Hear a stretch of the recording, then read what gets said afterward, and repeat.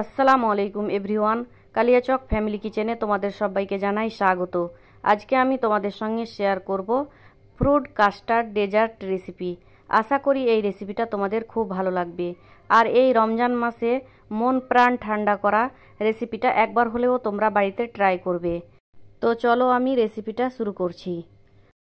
তো এখানে আমি 1 কেজি গরুর দুধ নিয়েছি। আর আমি একটা কড়াইয়ে দুধগুলো দিয়ে দিলাম। তো সবগুলো দুধ কড়াইয়ে দিয়ে প্রায় 15 মিনিটের মতো আমি জাল করে নেব। আর গ্যাসের ফ্লেম এই পর্যায়ে মিডিয়াম হিটে রাখতে হবে।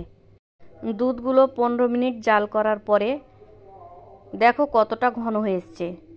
আর দুধগুলো কিন্তু অনবরত নাড়াচাড়া করে জাল করে নিতে হবে। 15 মিনিট দুধগুলো জাল করার পরে আমি 1 বাটি কাস্টার্ড মিল্ক দিয়ে দিলাম। আর আমি দুধের সঙ্গে খুব ভালো মতো উপর নিচ করে মিশিয়ে নিচ্ছি। কাস্টার্ড মিল্কটা দিয়ে আমি আবারও অনবরত নাড়াচাড়া করে গ্যাসের ফ্লেম মিডিয়াম হিটে রেখে প্রায় 5 থেকে 7 মিনিটের মতো জাল করে নিচ্ছি। তো এই পর্যায়ে দুধগুলো অনবরত নাড়াচাড়া করে 5 থেকে 7 মিনিট জাল করার পরে খুব সুন্দরভাবে ঘন হয়ে এসছে। তো এখন আমি গ্যাসের ফ্লেম বন্ধ করে নামিয়ে নিলাম। এদিকে আমি আমার নিজের পছন্দ মতো কিছু ফ্রুটস কেটে নিয়েছি।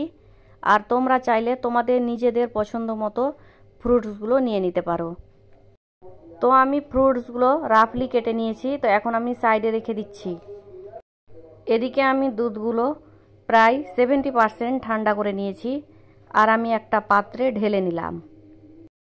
তো এখন আমি দিয়ে দিচ্ছি উপর থেকে কেটে রাখা আপেল, আর দিয়ে দিচ্ছি আমি কলা, আর দিয়ে দিচ্ছি আমি গ্রিন আঙ্গুর, আর দিয়ে দিলাম ব্ল্যাক আঙ্গুর, আর কিছু বেদানা। আর আমি মিষ্টির জন্য দিয়ে দিলাম পরিমাণ মতো চিনি। তো এখন সমস্ত কিছু খুব ভালো মতো মিশিয়ে নিতে হবে। আর ভালো মতো মেশানো হয়ে গেলে ফ্রিজে আমি প্রায় 2 ঘন্টার মতো রেখে দেব। তো দেখো এই ডেজার্টটা দেখতে কতটা সুন্দর। দেখতে যতটা সুন্দর, খেতে তার থেকে আরও অনেকটাই বেশি সুন্দর হয়।